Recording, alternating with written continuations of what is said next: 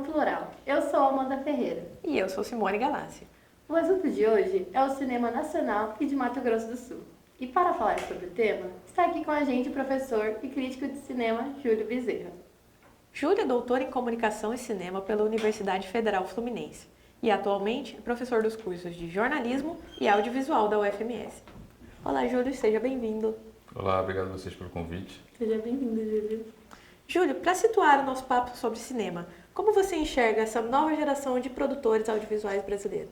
Olha, enfim, eu enxergo com muita esperança, assim, porque, de fato, os últimos 20 anos do cinema brasileiro foram, enfim, motivo de celebração, porque com o advento da tecnologia digital e o sucesso de diversas políticas públicas, no sentido da democratização do financiamento, a gente pôde ver o surgimento de enfim, de cineastas mulheres, de cineastas negros, de cinema indígena, algo muito forte aqui no nosso estado, do Mato Grosso do Sul.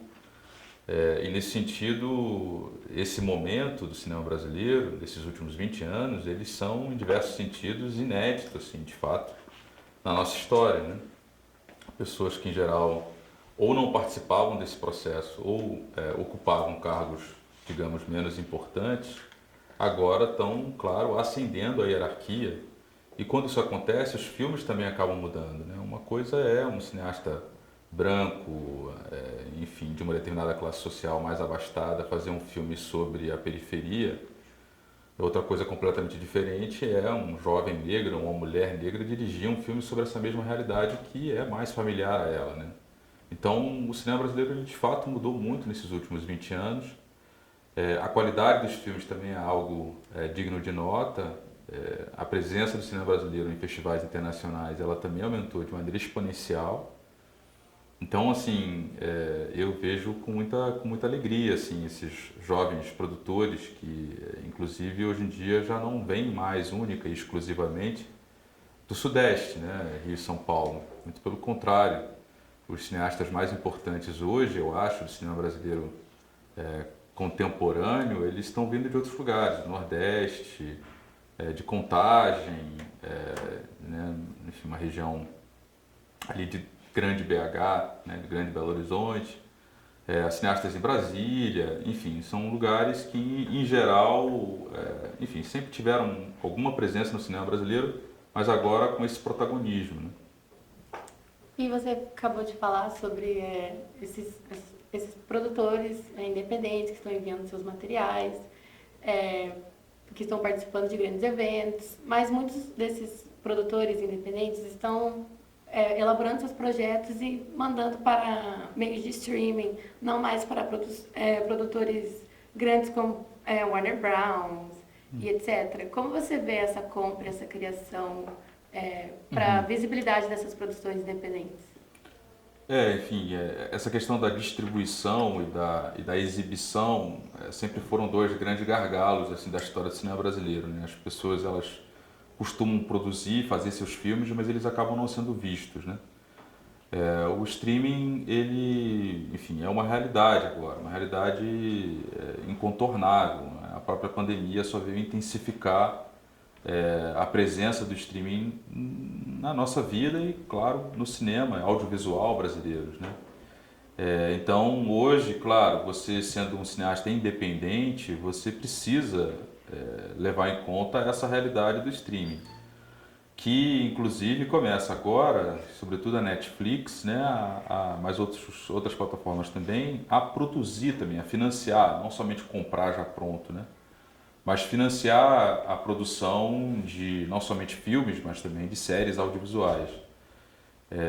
E, portanto, essa é uma realidade que, enfim, ainda ela é muito concentrada em produtoras de grande porte de Rio e São Paulo, mas aí, enfim, a gente espera que um processo de democratização e de maior acesso a esses recursos também possa acontecer nos próximos anos, né?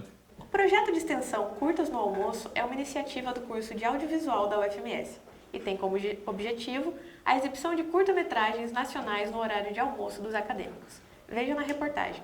Atentos, os alunos assistem o curta Deixa Falar, que mostra a relação entre o homem e a natureza. As exibições de hoje foram feitas pelos próprios acadêmicos e têm como foco a cidade de Campo Grande. O organizador do projeto, Railson Chaves, acadêmico de audiovisual, fala um pouco sobre a iniciativa. Ele surgiu como uma demanda para a gente pegar os alunos que transitam na faculdade durante esse período de matutino e vespertino, né? Então a ideia é que a gente exiba esses curtas nesse horário em que os alunos estão dispersos pela faculdade, né? Então a gente pode exibir os produtos do próprio curso, tantos produtos nacionais de outros realizadores e produtos também de realizadores independentes daqui de Mato Grosso do Sul. O estudante de curso de audiovisual, Pedro Miyoshi, de 19 anos, acredita que a iniciativa do projeto é uma oportunidade para a produção do cinema local. É muito importante, na verdade, porque a gente, ainda mais produtor de conteúdo para audiovisual, a gente precisa ter essa referência tipo, do próprio regional. A gente está normalmente acostumado com um filme mais clássico, industrial, então a gente precisa ter essa referência mesmo mais do nosso próprio conteúdo, né? Além de promover grandes atrações do cinema regional e também nacional, os cursos no almoço acontecem sempre no auditório da FAUC e é gratuito, tanto para acadêmicos da universidade quanto para pessoas de fora. As sessões acontecem todas as terças e quintas-feiras ao meio-dia. A programação dos curtas exibidos são atualizados semanalmente. Júlio, como você faz parte do projeto Curta no Almoço, conta pra gente como surgiu a ideia da criação dele e qual o objetivo. Bom, o Curta no Almoço, eu acho que inclusive eu recebo mais crédito que de fato me é devido, assim, porque a ideia do projeto nasce, na verdade, da Proesse. Eduardo Escrivano, eu acho que foi o cara que de fato teve a primeira ideia, né? Ele me procurou, enfim, pensando na possibilidade de fazer um projeto de extensão que atendesse acadêmicos, técnicos e professores que porventura ficassem aqui na UFMS no horário do almoço. Me sugeriu essa ideia ainda, enfim, germe na verdade, e eu comecei a pensar no que a gente poderia fazer e aí veio essa ideia de, enfim, criar um projeto de extensão projetando curtas locais e alguns também de outros estados brasileiros, enfim, de forma gratuita, claro, na hora do almoço, com a ideia de, bom, em primeiro lugar, promover, sem dúvida nenhuma, essa produção local, aqui de Campo Grande, do estado do Mato Grosso do Sul, e, ao mesmo tempo, também colaborar para a constituição de um ambiente institucional menos chato, né? Enfim, as pessoas terem para onde ir na hora do almoço. E aí, assim, eu acho que depois do Eduardo Escrivano, o Railson, o bolsista do nosso curso, é o cara que de fato comanda o projeto, né?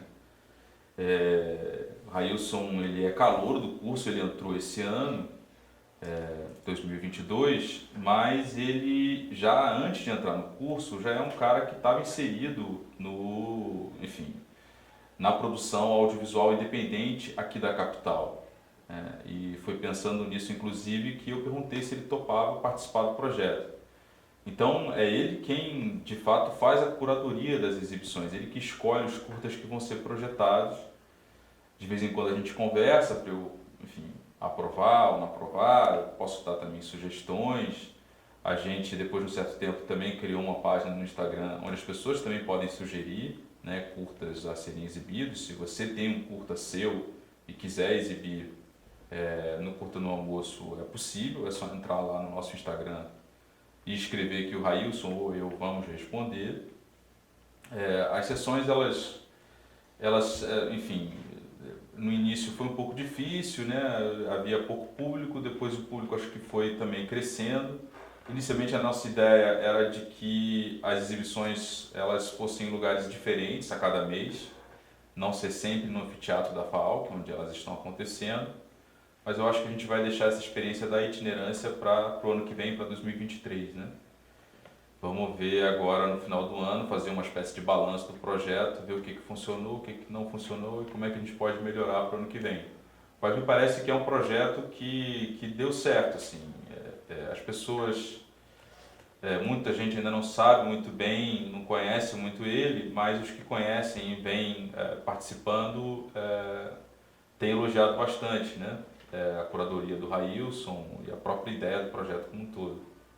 Legal. Você falou agora um pouco das produções locais aqui de Mato Grosso do Sul. Então, aproveitando, quais são os maiores desafios que você acha para um produtor local realizar obras aqui no Mato Grosso do Sul?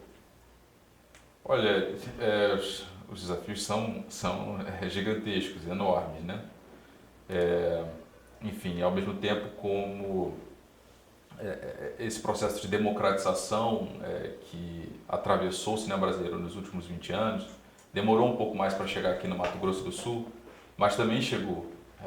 A gente teve, por exemplo, esse ano o exemplo de um filme chamado Madalena, que para muitos foi o melhor filme brasileiro do ano passado, né, a ser lançado. Um cineasta daqui do Mato Grosso do Sul, né? Então, enfim, aqui também a gente está vendo esse interesse, né, e uma produção cada vez mais intensa.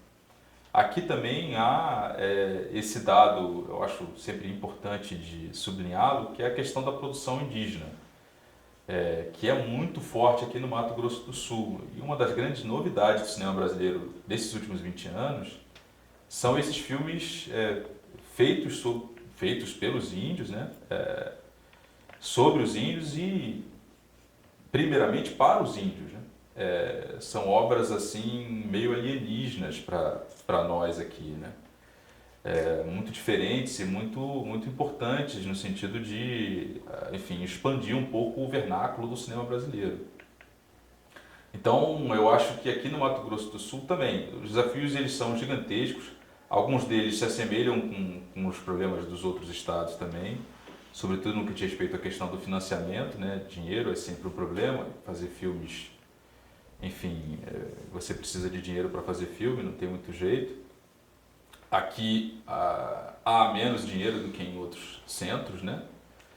Mas ao mesmo tempo a gente percebe que a produção aqui também tem aumentado, não só em número, mas também em qualidade. E isso é uma coisa que o Brasil já está vendo, não é só uma coisa que o pessoal daqui de Campo Grande está falando e começando a notar. Não. Como eu disse, né, Madalena é um filme que foi, enfim, viajou o mundo todo e reconhecido aqui no próprio Brasil como um dos melhores filmes, se não o melhor filme brasileiro do ano passado.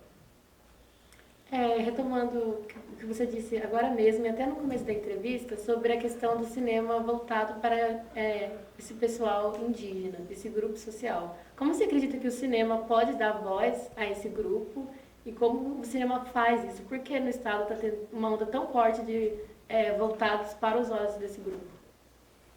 Bom, eu acho que esse processo que, enfim, culmina no que a gente chama de cinemas indígenas, né, é um processo um tanto quanto parecido com o que aconteceu, com o que vem acontecendo também com os cineastas negros e também com as cineastas mulheres, né?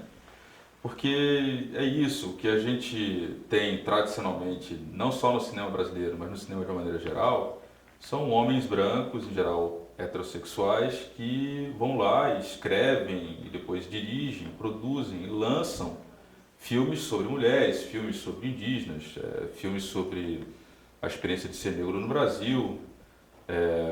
E quando você começa a ter essas pessoas que, em geral, né, eram personagens desses filmes, agora escrevendo esses filmes, né, protagonizando esses filmes, dirigindo esses filmes, produzindo esses filmes, enfim, vira outra coisa completamente. No caso dos indígenas, vira outra coisa em absoluto, porque a gente está lidando com pessoas que têm uma bagagem, uma formação, né, um conjunto de valores que são completamente diferentes dos nossos, né? Os índios, eles, ainda que sejam muito mais atravessados por imagens do que eles eram lá atrás, né, há pouco tempo atrás, não se compara com como nós vivemos hoje em dia, cada um dos nossos dias, né? Nós somos o tempo todo atravessados por imagens e estamos o tempo todo diante de telas, né, as mais variadas.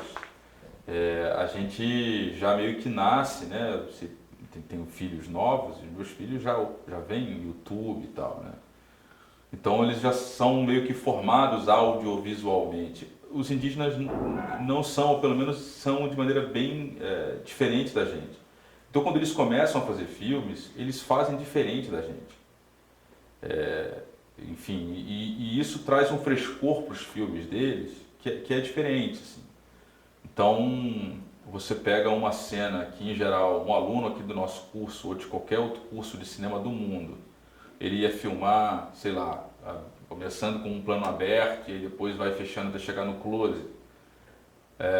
Um cineasta indígena, muito provavelmente, vai fazer diferente.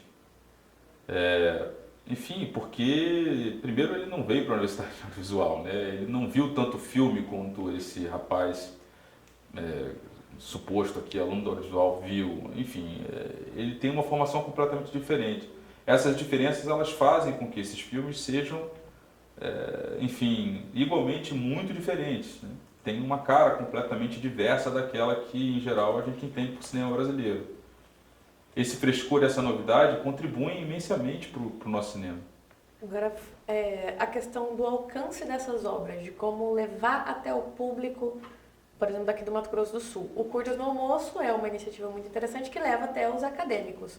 Mas existem algumas plataformas, canais, mais eventos que possam levar até a população em geral, que estejam auxiliando nessa disseminação desses conteúdos autorais no Mato Grosso do Sul?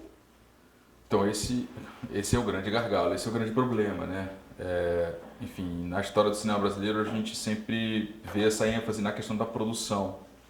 Então os filmes eles estão sendo produzidos, mas em geral há uma dificuldade muito grande desses filmes chegarem a um público, né? Enfim, é um esforço que nós aqui no curso do audiovisual, por exemplo, a gente tem que enfrentar o tempo todo, porque enfim, os alunos, eles em geral chegam aqui tendo uma relação com o cinema muito, muito restrita a um certo tipo de filme, que é o cinema hollywoodiano, o cinema que vai para os cinemas aqui, né, para as salas de cinema, ou aquele que em geral é privilegiado pelas plataformas de streaming, com atores famosos, né, filmes em geral americanos e tal.